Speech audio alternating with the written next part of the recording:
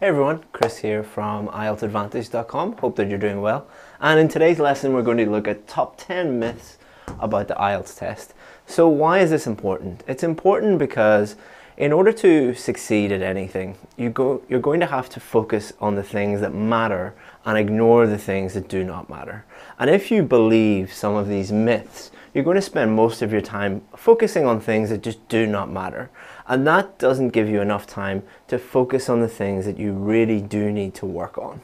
And what we're going to do is we're going to use the official marking criteria as a reference. Because anything I say, your teacher says, what you read on the internet should be cross-referenced with what the official marking criteria says. So everyone has an opinion about what to do and what not to do.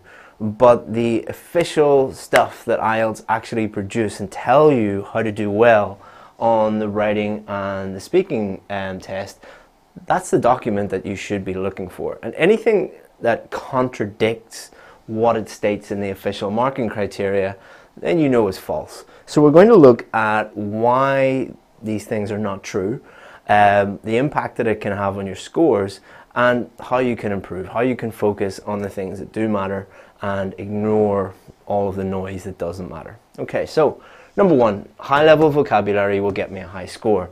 This is probably the most common myth. So let's look at the official marking criteria.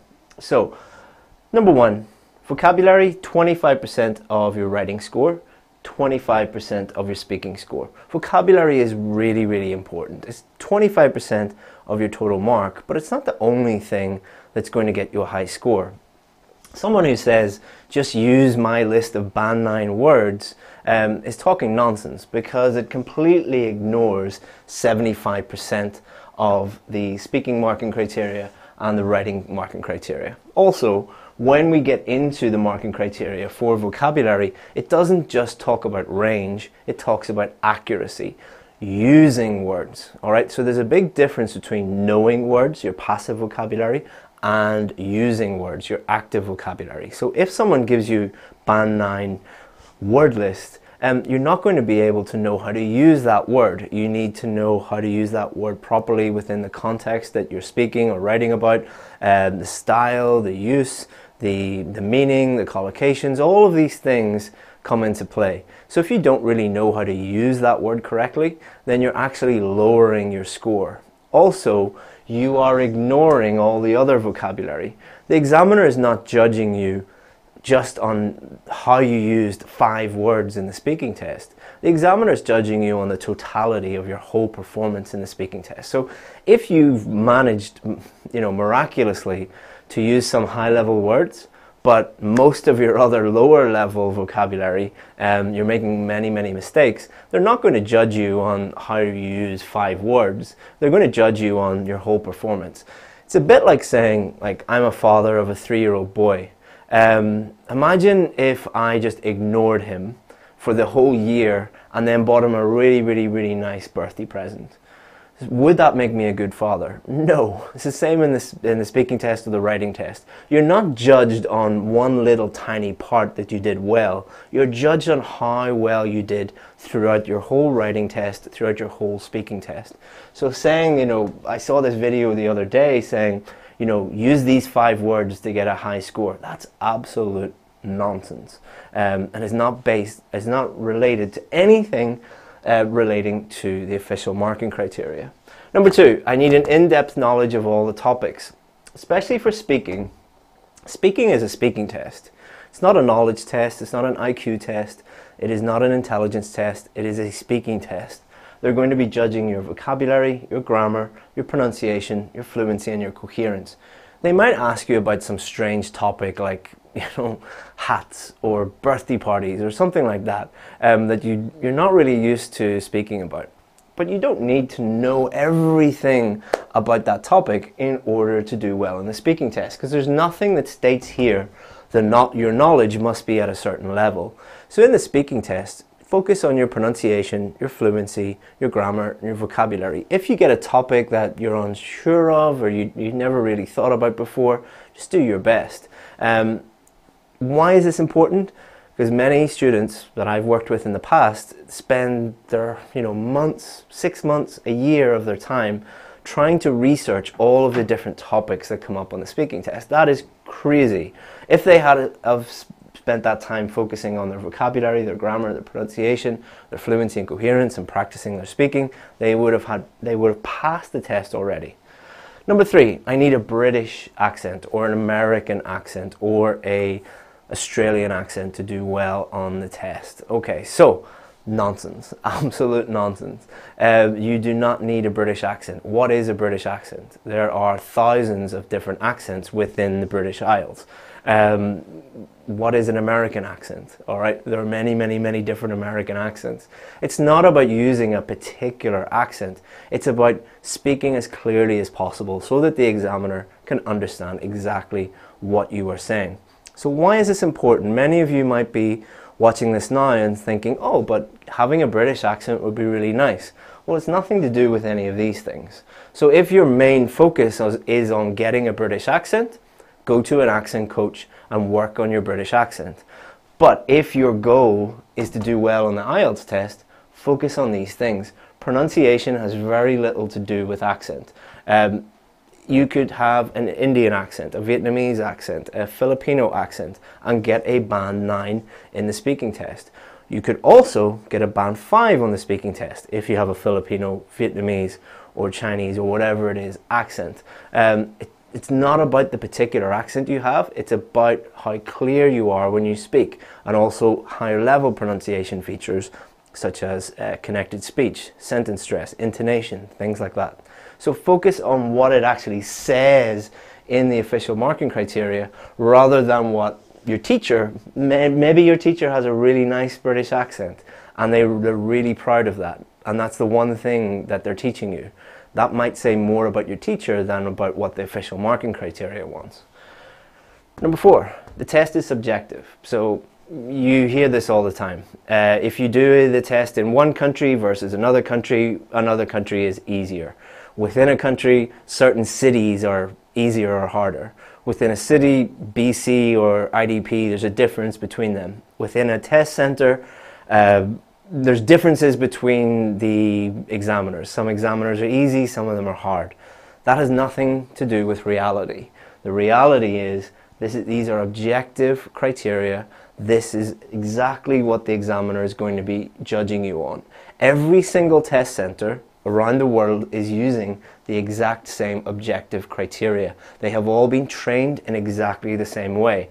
They are judged, they are supervised in exactly the same way. Does subjectivity come into it? Of course, they're human, but it's tiny, all right?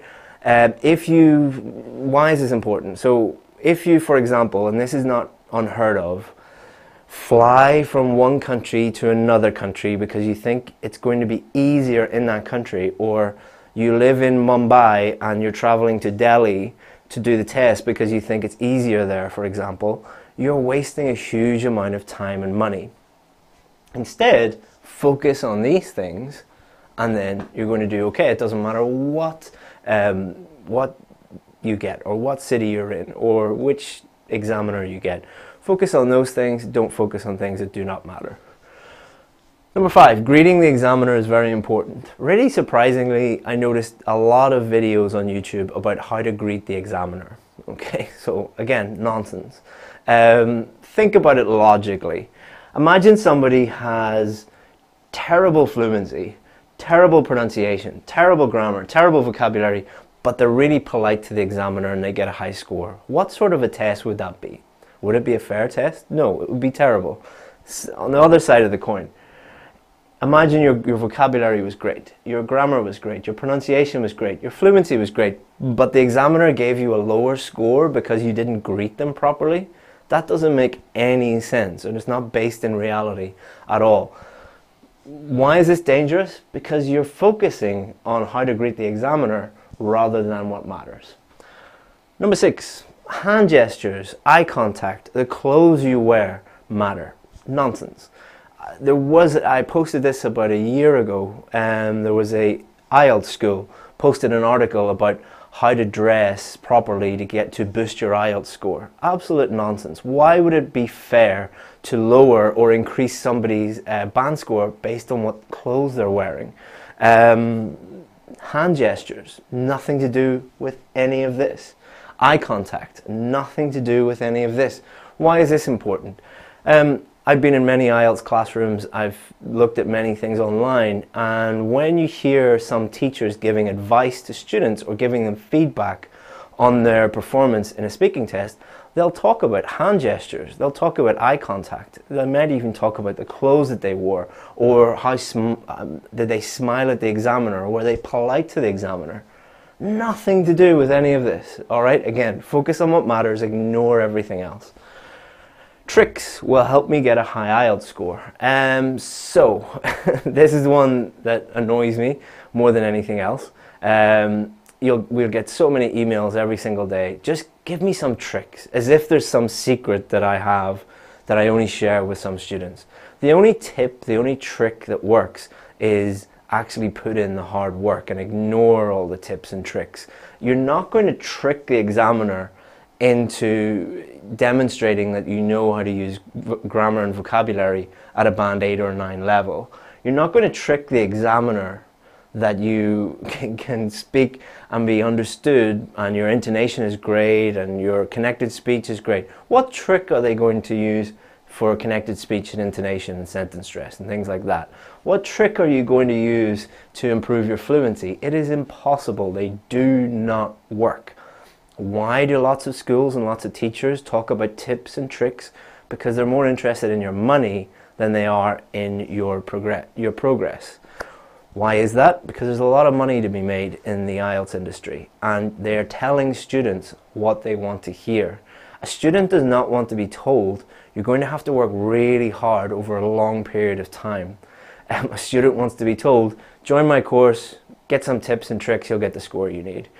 We lose a huge amount of money every single year because we refuse to work with any students who believe that tips and tricks work. It's one of the questions we ask before we allow someone to join our VIP course. We only work with students who are prepared to work hard. Why? Because we'd rather make less money and have students that are actually going to be successful. Number 8, grammar is not important.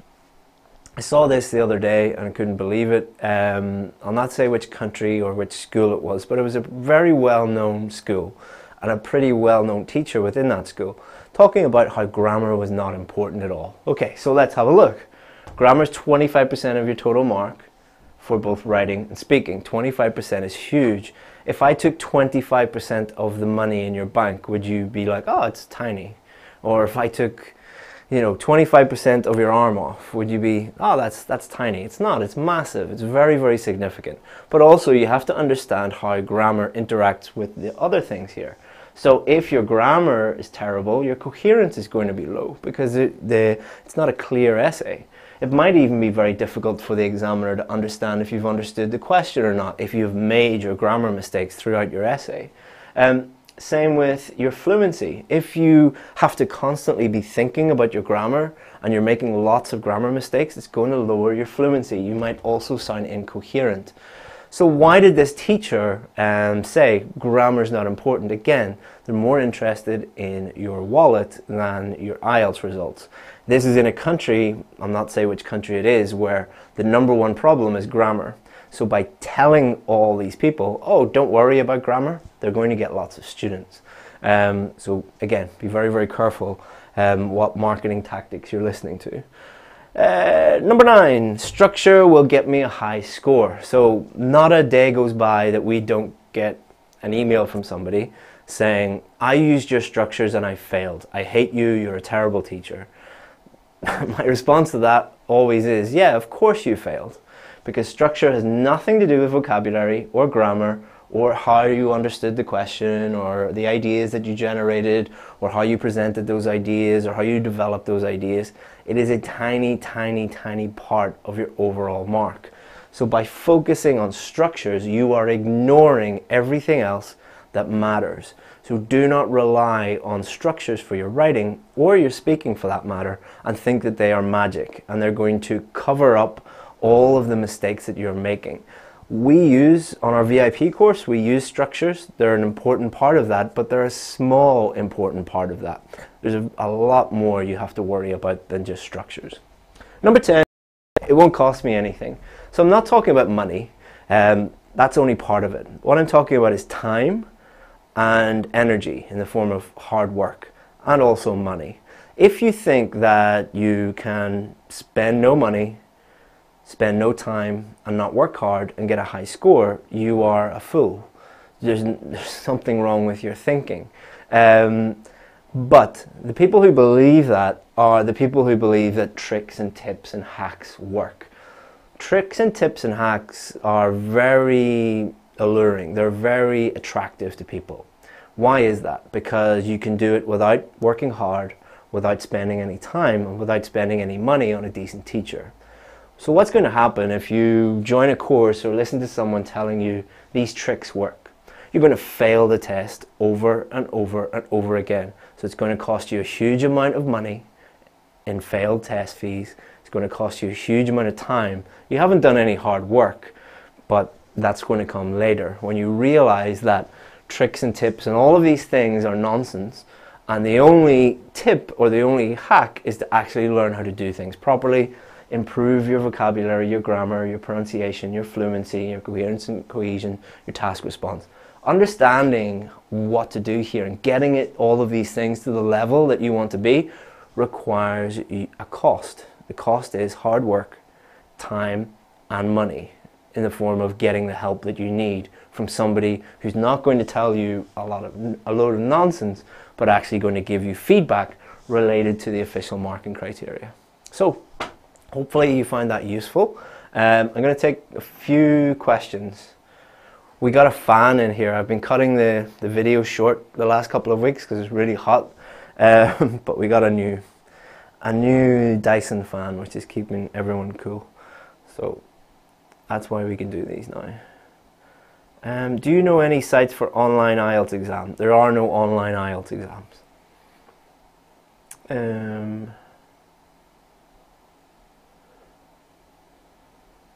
IELTS online test website. Yeah, so the thing with that is Cambridge English are the only people allowed to make IELTS tests.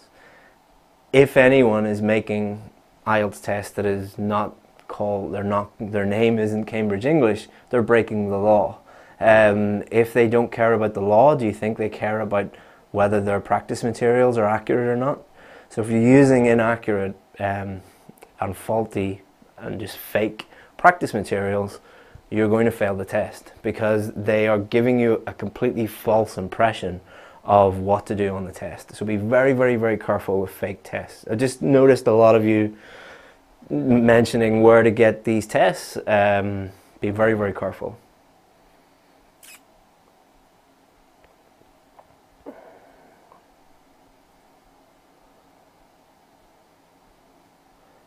Is there a possibility they will repeat the exam in the Cambridge IELTS books? Okay, so very good question. So this question is saying, so there's the Cambridge practice papers. So the question is, will we get exactly the same thing? So what that person is doing is they're trying to trick the test. What's going to happen to that person is they will fail continuously until they actually try and improve those things. So very good question because it demonstrates my points very well. Can you give advice on topic sentences? I would need to, to board a few sentences and all of those things, and I'm not going to do that. I don't have time today, but go to IELTSadvantage.com and there you'll find some help with topic sentences. Sir, I can't write a good task 1. What should I do? I'm very upset. So number one, being upset is not going to help you, and that's the first thing that you need to do. Stop getting upset and start doing some work. And do things properly. So in order to improve your task 1, find someone to help you with task 1 and do the work and get feedback on your practice and do all of those things properly, and then you don't need to get upset. That might sound harsh, but if I said to you, oh, I'm sorry that you're upset, like that's not going to really help you. So